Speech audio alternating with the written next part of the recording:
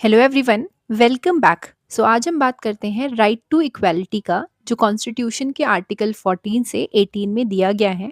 इसको याद रखने की कुछ सिंपल ट्रिक्स हैं। आई नो कुछ बहुत फनी होंगी, पर याद करना इजी हो जाएगा।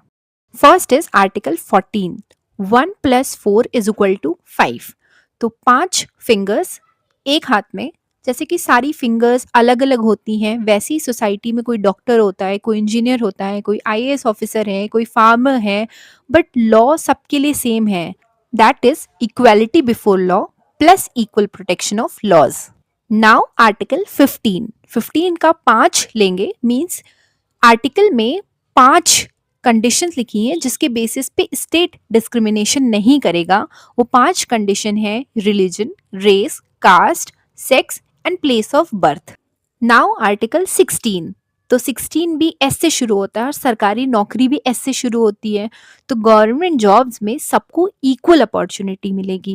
लेकिन सिर्फ सरकारी नौकरी मिलना काफ़ी नहीं है। अगर जॉब के बाद भी लोगों के साथ अलग अलग ट्रीटमेंट हो रहा है तो इक्वालिटी सिर्फ पेपर पे रह जाती है।